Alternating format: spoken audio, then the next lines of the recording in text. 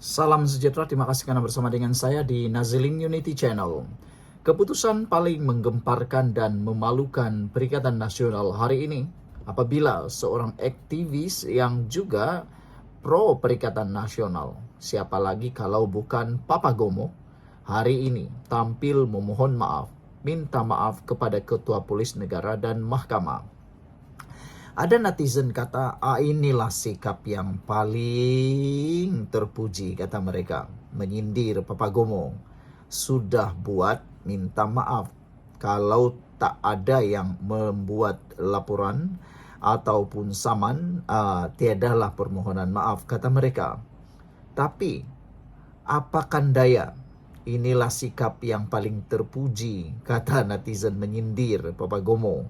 Kata mereka, sudah buat sesuatu yang salah, baru mohon maaf, baru minta maaf. Dah berkali-kali, kata mereka. Blogger Papa Gomo atau nama sebenar Wan Muhammad Azri Wan Deris hari ini tampil membuat satu permohonan maaf. Mengemukakan permohonan maaf tanpa bersyarat kepada Ketua Polis Negara Tan Sri Razaruddin Hussein dan Mahkamah Tinggi. Papa Gomo membuat permohonan maaf itu berhubung kenyataannya pada 14 Januari lalu dan penggunaan gambar imej Ketua Polis Negara yang diubah suai pada 15 Januari lalu.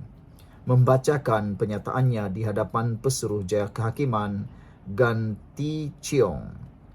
Kenyataan dan gambar itu disiarkan Papa Gomo, walaupun selepas perintah injuksi dikeluarkan mahkamah pada 31 Disember tahun lalu yang menghalangnya daripada berbuat demikian.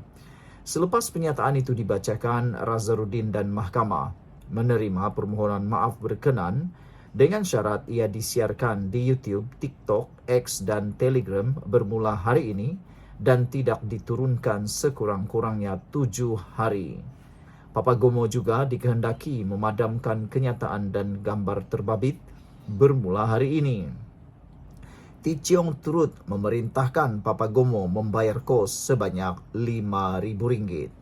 Pernyataan maaf itu berbunyi, saya, Wan Muhammad Azri bin Wan Deris, dengan suci hati tanpa apa-apa syarat memohon maaf kepada mahkamah yang mulia ini, kepada Ketua Polis Negara Tan Sri Razaruddin Hussein di atas penggunaan perkataan berunsur fitnah dan khianat terhadap planatif pada terbitan bertarik 14 Januari 2025 dan penggunaan gambar Ketua Polis Negara yang disunting pada 15 Januari 2025. Kata Papa Gomo, saya mengaku janji tidak akan mengulangi sebarang kenyataan fitnah dan kesat terhadap Ketua Polis Negara dan akan memadamkan kenyataan bertarik 14 dan 15 Januari ini. Mahkamah hari ini sepatutnya mendengar prosiding komital yang diperoleh Ketua Polis Negara terhadap Papa Gomo. Bagaimanapun beliau diwakili Peguam Muhammad Rafiq Rashid Ali memaklumkan mengenai hasrat anak guamnya untuk meminta maaf. Pada prosiding itu, Raam Kumar bertindak sebagai pihak Razaruddin.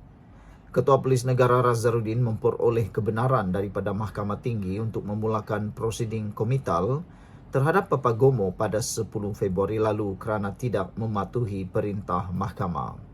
Prosiding komital adalah satu prosiding untuk memulakan tindakan undang-undang terhadap seseorang yang dikatakan menghina mahkamah dengan melanggar perintah yang telah dikeluarkan. Razaruddin memfailkan permohonan komital terhadap Papa Gomo pada 24 Januari lalu dengan memohon supaya beliau dipenjara atau didenda kerana menghina mahkamah berikutan tarik meminta perintah injuksi pada 31 Disember tahun lalu dengan membuat hantaran terhadap Razaruddin di aplikasi YouTube, TikTok, X serta akaun Telegram. Mahkamah mengeluarkan perintah injuksi melarangnya daripada menerbitkan kenyataan berbau fitnah di semua platform media sosial yang ditujukan kepada Razaruddin sehingga perbicaraan kes saman itu diputuskan oleh mahkamah. Papa Gomo juga diperintahkan menarik balik, menurunkan dan memadamkan penerbitan berkenan. Pada 26 Desember tahun lalu, Razarudin memfailkan saman fitnah dengan menuntut ganti rugi 3 juta ringgit daripada Papagomo. Saman berkenan difailkan berhubung kenyataan Papagomo yang melabelkan Razarudin sebagai pelacur banduan terhormat dan penjilat kepada Perdana Menteri Datuk Seri Anwar Ibrahim. Perbicaraan kes saman itu ditetapkan pada 28 hingga Disember 2026 dan 11 hingga 15 Januari 2027. Sekian dulu untuk kali ini. Jangan lupa tinggalkan komen anda, tekan butang subscribe. Kita jumpa lagi. Bye-bye. Salam sejahtera. Terima kasih karena bersama dengan saya di Nazilin Unity Channel. Pemimpin bersatu, tekan speaker. Kosongkan kerusi Labuan segera. Kalau ini benar-benar berlaku, bermakna bersatu akan hilang satu lagi kerusi. Bila bersatu hilang satu lagi kerusi dan dikosongkan kerusi Labuan, maka kita akan lihat satu lagi pilihan raya di Labuan. Adakah parti bersatu boleh menang lagi atau mereka akan kalah terduduk tak mampu nak lakukan apa-apa? Ramai netizen kata ini satu tindakan yang merugikan bersatu.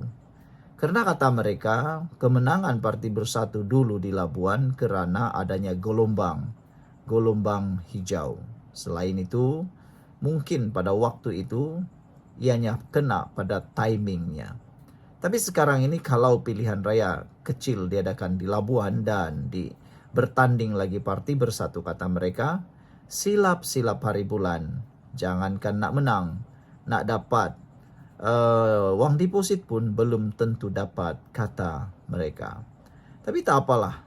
Menurut Ronald Kendi, Speaker Dewan Rakyat Johari Abdul, tiada pilihan lain selain mengisytiharkan kerusi Parlimen Labuan sebagai kosong, kata Naib Presiden Bersatu Ronald Kendi. Menurut Ronald, ini berikutan keputusan Mahkamah Tinggi Shah Alam yang menolak saman ahli Parlimen Labuan Suhaili Abdul Rahman yang mencabar pemecatan automatiknya daripada Bersatu. Memandangkan Mahkamah Tinggi Shah Alam telah membatalkan writ saman dan penyata tuntutan yang berhormat Datuk Indra Suhaili, maka jelas alasan yang dijadikan sandaran oleh YB Tan Sri Speaker untuk tidak mengosongkan kerusi P166 Labuan dan menolak permohonan saya dalam surat terdahulu bertarikh 9 Julai 2024 sudah tidak lagi relevan dan terpakai, katanya. Oleh itu, YB Tan Sri Speaker tidak mempunyai pilihan lain selain daripada menghormati dan menjunjung mulia Perlembagaan Persekutuan dengan membuat pengisytiharan bahawa berlaku kekosongan bagi kerusi P166 Parlimen Labuan untuk membolehkan pihak SPR membuat ketetapan untuk suatu pilihan raya kecil diadakan segera, katanya pada kenyataan hari ini. Ronald Kendi turut maklumkan dia telah menghantar surat kepada Johari berhubung perkara tersebut hari ini. Minggu lalu, Mahkamah Tinggi Shah Alam memutuskan berpihak kepada Bersatu selepas Hakim Nur Hayati Mat mendapati saman Suhaili tidak mempunyai merit. Permohonan Bersatu untuk membatalkan saman dibenarkan dan mahkamah memerintahkan pelanatif membayar kos RM5,000 kepada parti itu, kata Peguam Bersatu Chetan Jethwani kepada Bernama.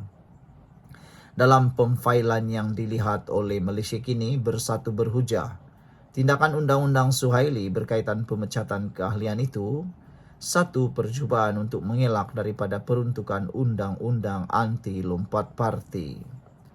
Suhaili salah seorang daripada 6 bekas wakil rakyat Bersatu yang status mereka sebagai ahli parlimen telah menjadi persoalan, namun Speaker Dewan Rakyat sebelum ini membenarkan mereka mengekalkan kerusi masing-masing. Pemecatan mereka daripada keahlian Bersatu berlaku selepas ke-6 wakil rakyat berkenan mengisytiharkan sokongan kepada Anwar Ibrahim. Susulan itu Bersatu meminda perlembagaannya bagi menggugurkan keahlian mana-mana parti yang melompat, satu tindakan yang dijangka mengaktifkan peruntukan anti lompat parti Di bawah perkara 49E, Perlembagaan Persekutuan sekaligus menyebabkan kerusi mereka dikosongkan. Bagaimanapun, Johari menolak permohonan bersatu untuk mengosongkan ke-6 kerusi tersebut. Dalam satu surat yang dilihat oleh Malaysia kini, Johari berhujah peruntukan anti lompat parti bagi Perlembagaan Persekutuan bertujuan menjamin kestabilan politik.